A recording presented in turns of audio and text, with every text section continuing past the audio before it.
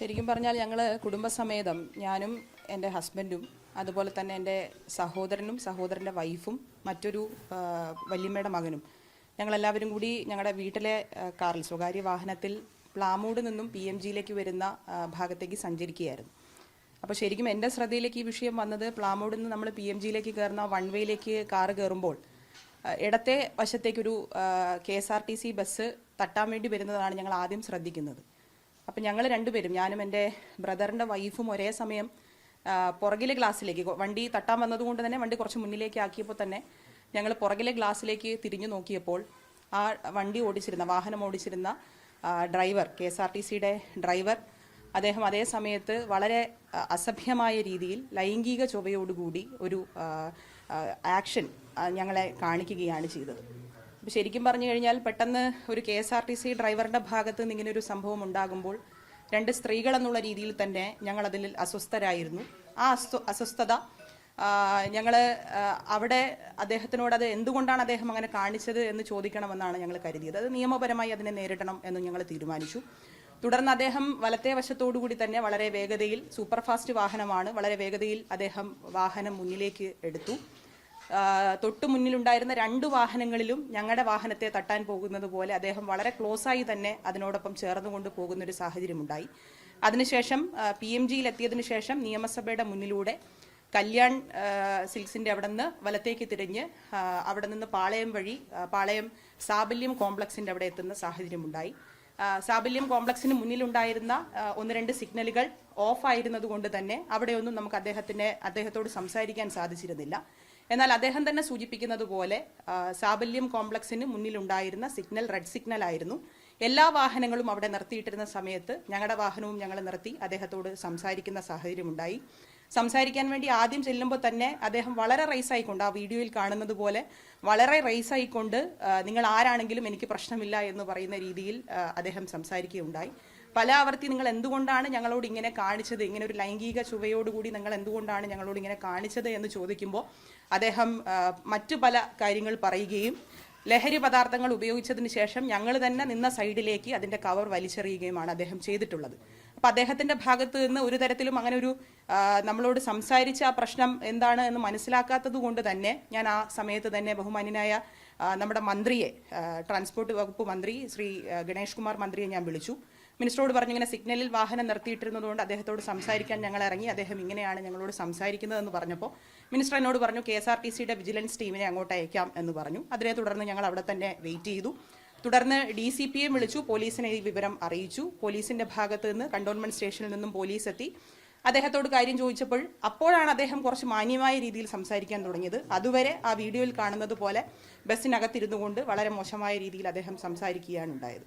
അപ്പം അത് തീർച്ചയായും അത് ഇന്നലെ മാധ്യമങ്ങൾ പ്രചരിപ്പിച്ചതുപോലെ, മാധ്യമങ്ങളിൽ അദ്ദേഹം ഉൾപ്പെടെയുള്ള ആളുകൾ പറഞ്ഞതുപോലെ ഇത് ഏതെങ്കിലും തരത്തിൽ വാഹനത്തിന് സൈഡ് തരാത്തതായിട്ടുള്ള പ്രശ്നമല്ല. എൻ്റെ ഒരു അഭ്യർത്ഥന എന്ന് പറയുന്നത്, ദയവായി സ്ത്രീകൾക്കെതിരെ ഉണ്ടാകുന്ന ഇത്തരം അതിക്രമങ്ങൾ അതിനെ പ്രതികരിക്കുമ്പോൾ ആരും ഇതിനെ വളരെ കുറഞ്ഞ രീതിയിൽ ഇതൊരു സൈഡ് കൊടുക്കാത്തൊരു പ്രശ്നമാണ്, വാഹനങ്ങൾ തമ്മിൽ അങ്ങനെ ഒരു പ്രശ്നം ഉണ്ടായതാണ് എന്ന് കരുതരുത് എന്നുള്ള അഭ്യർത്ഥനയാണ് എനിക്ക് മുന്നോട്ട് വയ്ക്കാനുള്ളത്. തീർച്ചയായും നിയമപരമായി ഈ വിഷയത്തെ അഡ്രസ്സ് ചെയ്യാനാണ് ഞങ്ങൾ ശ്രമിച്ചിട്ടുള്ളത്. അദ്ദേഹത്തോട് സംസാരിച്ചപ്പോൾ അദ്ദേഹം അതിൽ ഒട്ടും ബോധേഡല്ലാത്ത രീതിയിൽ സംസാരിക്കുകയും ഞങ്ങൾ നിൽക്കുമ്പോൾ തന്നെ ലഹരി പദാർത്ഥം ഉപയോഗിച്ച് അത് ഞങ്ങളുടെ നേരെ, ഞങ്ങൾ നിൽക്കുന്ന സൈഡിലേക്ക് തന്നെ വലിച്ചെറിയുമൊക്കെ ചെയ്ത സാഹചര്യത്തിലാണ് അതിൻ്റെ തുടർ നടപടി എന്നുള്ള നിലയിൽ അതിനെ പോലീസിലും അതുപോലെ തന്നെ വകുപ്പ് മന്ത്രിയെയും അറിയിക്കാൻ വേണ്ടി ശ്രമിച്ചിട്ടുള്ളത്.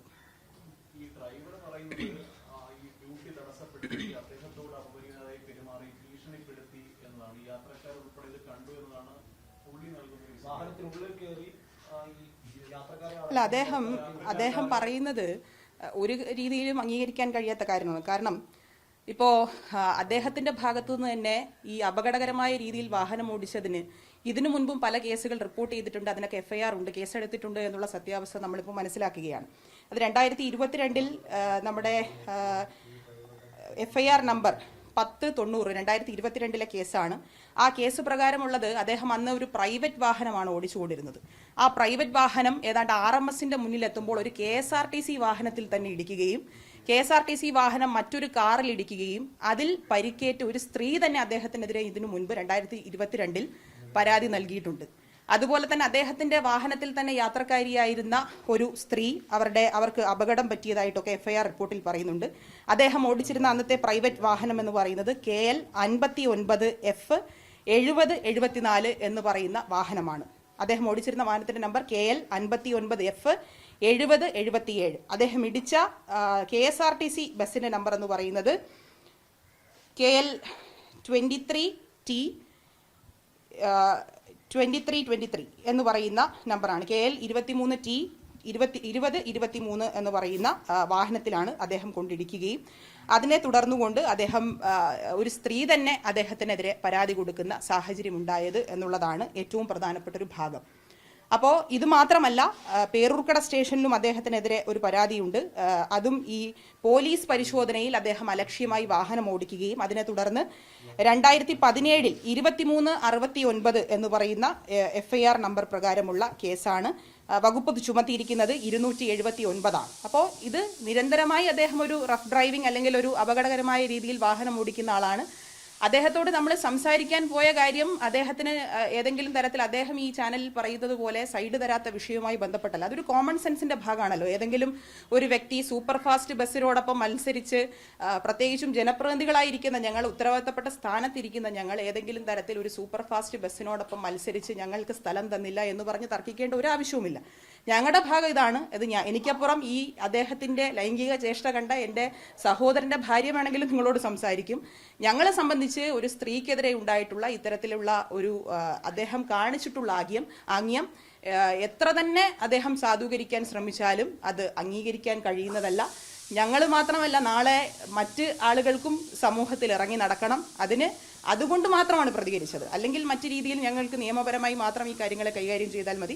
പക്ഷേ അദ്ദേഹം ഇതൊരു ലൈംഗികപരമായ ഒരു വിഷയമായി അതിനെ കാണുകയും രണ്ട് സ്ത്രീകൾ തിരിഞ്ഞു നോക്കുമ്പോൾ തന്നെ ഇങ്ങനെ രീതിയിൽ അദ്ദേഹം കാണിച്ചതിനെ തുടർന്നുകൊണ്ടാണ് ഞങ്ങൾ അതിന് പ്രതികരിക്കാൻ വേണ്ടി തീരുമാനിച്ചത്.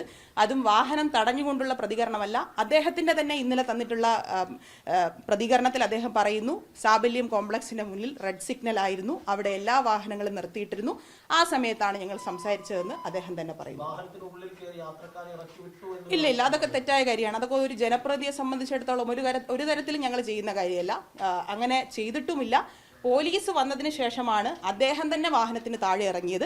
അതിനുശേഷമാണ് അവിടെ നിന്ന് ആളുകളെല്ലാം താഴെ ഇറങ്ങുന്നത്. പോലീസ് അദ്ദേഹത്തെ കൊണ്ടുപോയി എന്നറിയുമ്പോഴാണ് യാത്രക്കാർ ഇറങ്ങിയിട്ടുള്ളത്. യാത്രക്കാർക്കുണ്ടായിട്ടുള്ള ബുദ്ധിമുട്ടുകളിൽ തീർച്ചയായിട്ടും അത് ശരിയായ ഒരു കാര്യമല്ല. കാരണം എന്ന് വെച്ചാൽ അദ്ദേഹത്തെ ഇറക്കിയതിന് ശേഷമാണ് യാത്രക്കാർ അവിടെ നിന്ന് ഇറങ്ങിയത്. അവിടെ ഓടിക്കൂടിയ ആളുകൾ തന്നെ അദ്ദേഹത്തോട് പറയുന്നുണ്ട്, നിങ്ങളിങ്ങനെ സംസാരിക്കരുത്, നിങ്ങൾ എന്തെങ്കിലും തെറ്റ് ചെയ്തിട്ടുണ്ടെങ്കിൽ അത് പറയുക എന്ന് പറയുമ്പോഴെല്ലാം അദ്ദേഹം വളരെ അരഗൻ്റായിട്ട് വളരെ മോശമായ രീതിയിൽ സംസാരിക്കുകയാണ്. നിങ്ങൾ മാധ്യമപ്രവർത്തകരോട് തന്നെ എനിക്ക് തരാനുള്ളൊരു അഭ്യർത്ഥന, എനിക്ക് പറയാനുള്ളൊരു അഭ്യർത്ഥന, ഞങ്ങളോട് സംസാരിക്കുന്ന ദൃശ്യങ്ങളും ഇന്നലെ അതിനുശേഷം മാധ്യമങ്ങളോട് സംസാരിക്കുന്ന ദൃശ്യങ്ങളും രണ്ടും ക്രോസ് ചെക്ക് ചെയ്താൽ തന്നെ അദ്ദേഹം കള്ളം പറയുകയാണെന്ന് നിങ്ങൾക്ക് മനസ്സിലാകാൻ കഴിയും. കാരണം എന്ന് വെച്ചാൽ ഞങ്ങളോട് വളരെ മോശമായ രീതിയിൽ, വളരെ ഒരു പബ്ലിക്കിനോട് പോലും സംസാരിക്കാൻ കഴിയാത്ത രീതിയിലാണ് ഞങ്ങളോട് സംസാരിച്ചിട്ടുള്ളത്. അത് ശരിയായ രീതിയല്ല. അതിനുശേഷം ഒരു സ്റ്റോറി ഉണ്ടാക്കി, ഒരു കഥയുണ്ടാക്കി ഇതിനെല്ലാം ഇങ്ങനെ പ്രചരിപ്പിക്കാൻ വേണ്ടി ശ്രമിക്കുന്നു എന്നുള്ളത് ദയവായി നിങ്ങൾ മനസ്സിലാക്കണം. ഇത് റോഡ് സൈഡ് തരാത്തൊരു പ്രശ്നമൊന്നുമല്ല, അങ്ങനെ ഒരു പ്രശ്നത്തിൻ്റെ ഭാഗവുമല്ല ഈ വിഷയം എന്നുള്ളത് ദയവായി നിങ്ങൾ സമൂഹത്തിൽ അത് പറയണം എന്നുള്ള അഭ്യർത്ഥനയാണ് എനിക്കുള്ളത്. കാരണം സ്ത്രീകൾ ഇത്തരം വിഷയങ്ങൾ വരുമ്പോൾ പ്രതികരിക്കാതിരുന്നു കഴിഞ്ഞാൽ നമ്മുടെ നാട്ടിൽ തന്നെയാണ് പ്രശ്നം. അതുകൊണ്ടാണ് ഞങ്ങൾ അവിടെ പ്രതികരിച്ചിട്ടുള്ളത് എന്നുള്ളത് ദയവായി നിങ്ങൾ എല്ലാവരും മനസ്സിലാക്കണം എന്നുള്ള അഭ്യർത്ഥനയാണ് എനിക്കുള്ളത്. പോലീസിന് ഞങ്ങളുടെ കയ്യിലുള്ള ദൃശ്യം ഞങ്ങൾ കൊടുത്തിട്ടുണ്ട്. പോലീസ് അത് പരിശോധിക്കാം. അത് മറ്റേ ദൃശ്യമാണ്, അത് മറ്റേ ഈ ഉറപ്പാണ് ഞങ്ങളത് കണ്ടത് അല്ല, അത് പോലീസിന് അതിന് ശേഷമാണ് ഞങ്ങൾ, കാരണം വെച്ചാൽ പല വീഡിയോസും പല ആളുകളും ഞങ്ങൾക്ക് അയച്ചു തന്നു. ഞങ്ങളുടെ കയ്യിലുള്ള വീഡിയോസ് എല്ലാം ഞങ്ങൾ അതിനുശേഷമാണ് പോലീസിന് കൈമാറിയത്.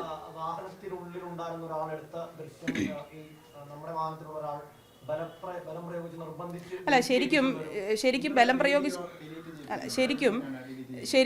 ശരിക്കും പറഞ്ഞാൽ ഇത് ആ സമയത്ത് ഈ പ്രശ്നം നടക്കുമ്പോൾ തന്നെ കൈരളിയുടെയും ഏഷ്യാനെറ്റിൻ്റെയും മാധ്യമപ്രവർത്തകർ അവിടെ ഉണ്ട്. ഈ സംഭവം നടക്കുമ്പോൾ അവർ എൻ്റെ അടുത്തും അതുപോലെ തന്നെ ഈ പ്രശ്നം നടക്കുന്നിടത്തും അവരുണ്ട്. എന്നോട് വിഷയങ്ങളൊക്കെ ചോദിക്കുന്നുണ്ട്. നമുക്കിതൊരു മീഡിയയിൽ വന്ന് അദ്ദേഹത്തെ മോശപ്പെടുത്തണമെന്നോ അല്ലെങ്കിൽ അദ്ദേഹത്തിനെതിരെ അങ്ങനെ ഒരു സാധനം, നമ്മളെ സംബന്ധിച്ച് ഇത് നിയമപരമായ ഒരു വിഷയമായി കൊണ്ടുവരണം. അദ്ദേഹം കാണിച്ചിട്ടുള്ള ലൈംഗികപരമായിട്ടുള്ള ഈ വിഷയം ചോദ്യം ചെയ്യപ്പെടണം എന്നുള്ള കാര്യം മാത്രമേ നമ്മുടെ മുന്നിലുള്ളൂ.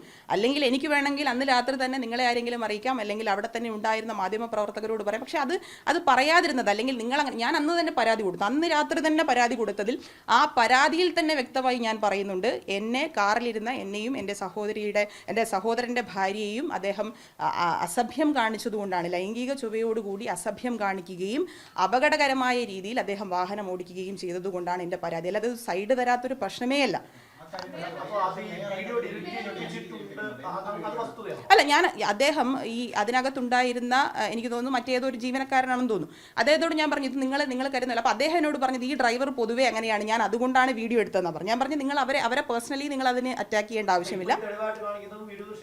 അല്ല, അത് പുറത്തുനിന്ന് ആരും എടുത്തത്. ഞാൻ പറഞ്ഞു നിങ്ങൾ അതിനെ അങ്ങനെ ഒരു രീതിയിൽ കാണേണ്ടതില്ല, ഞങ്ങളെ സംബന്ധിച്ച് ഇത് നിയമപരമായി പോകണം, നിങ്ങൾ അതുകൊണ്ട് അങ്ങനെ ഒരു വീഡിയോ. അപ്പോൾ അയാൾ പറഞ്ഞു ഞാനത് ഡിലീറ്റ് ചെയ്യാം. അദ്ദേഹം പറഞ്ഞു ഞാനത് ഡിലീറ്റ് ചെയ്യാം, അതിനകത്തൊരു പ്രശ്നമില്ല എന്ന് അദ്ദേഹം തന്നെ അത് ചെയ്തതാണ്. അല്ല, ഞങ്ങളാരും ഡ്രൈവറിനെതിരെ, അതെ, ഡ്രൈവർ ഞങ്ങളോട് ഷൗട്ട് ചെയ്യുകയും അദ്ദേഹം ഈ ലഹരി പദാർത്ഥം ഉപയോഗിച്ചതിന് ശേഷം പുറത്ത് കളയുകയൊക്കെ ചെയ്യുന്ന സമയത്താണ് ഈ വീഡിയോ എടുക്കുന്നത്. അപ്പം ഞാൻ പറഞ്ഞു നിങ്ങൾ അങ്ങനെ ഒരു വീഡിയോ, ഞാൻ അദ്ദേഹത്തോട് അല്ലാതെയും സംസാരിച്ചു. ഞാൻ പറഞ്ഞു നിങ്ങൾ KSRTC ഈ ജീവനക്കാരുമായി ബന്ധപ്പെട്ടൊക്കെ പല വിഷയങ്ങൾ, ഇപ്പോൾ മാധ്യമപ്രവർത്തകർക്ക് തന്നെ അറിയാമെന്നുള്ള കാര്യമാണ്, നിങ്ങൾ തന്നെ പല റിപ്പോർട്ടുകളും കൊടുക്കുന്ന സമയത്ത്, ഇതിനു മുൻപ് തന്നെ KSRTC ബസ്സുമായി ബന്ധപ്പെട്ട വിഷയങ്ങൾ കൊടുക്കുന്ന സമയത്ത് നിങ്ങളാരും ഈ KSRTC ഡ്രൈവർമാരുടെ ഭാഗമൊന്നും കേൾക്കാൻ പോയിട്ടില്ല. പല അപകടങ്ങളുണ്ടായി, പല വിഷയങ്ങളുണ്ടായപ്പോൾ ഒരു കേസിലും, ഇതിനു മുമ്പുള്ള ഒരു കേസിലും KSRTC ഡ്രൈവർമാരുടെ ഭാഗമേ നമ്മൾ കേട്ടിട്ടില്ല. ഇത് രണ്ട് ജനപ്രതിനിധികൾക്കെതിരെയാകുമ്പോൾ സ്വാഭാവികമായിട്ടും അതിനെ ആ ജനപ്രതിനിധികൾക്കെതിരെ തന്നെ ഇത് കൊണ്ടുവരണമെന്നുള്ള ബോധപൂർവമായ ശ്രമം എവിടെയെങ്കിലും നടക്കുന്നുണ്ടോ എന്നുള്ള ആശങ്ക നമുക്കുണ്ട്.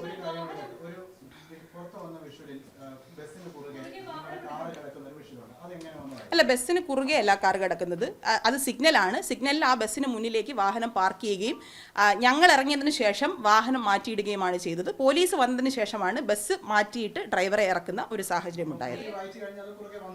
കുറുകെ വന്നതല്ല, ബസ്സിന് മുന്നിൽ, അതായത് സിഗ്നൽ ഉള്ള സ്ഥലത്ത് സ്വാഭാവികമായിട്ട് ബസ് പുറകിൽ നിർത്തുകയും ഞങ്ങൾ ബസ്സിന് മുന്നിൽ എത്തുകയും ചെയ്തു. ഞങ്ങൾ ഇറങ്ങിയതിന് ശേഷം വാഹനം മാറ്റിയിടുകയും അതിനുശേഷം ഡ്രൈവറോട് സംസാരിക്കുകയാണ് ചെയ്തത്.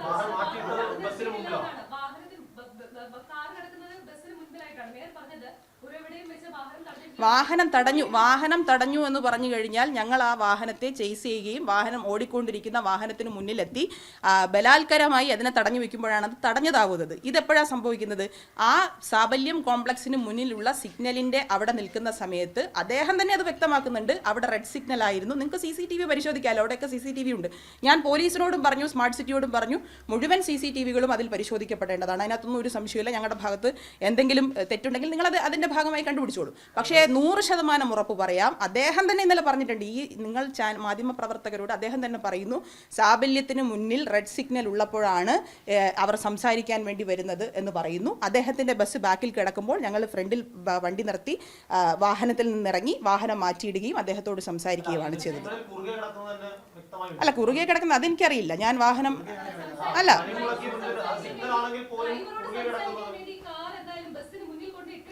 ബസ്സിന് മുന്നിൽ നിർത്തിയാണ് ഇറങ്ങിയത്, ബസ്സിന് മുന്നിൽ നിർത്തിയാണ് വാഹനത്തിൽ നിന്ന് ഇറങ്ങിയത്.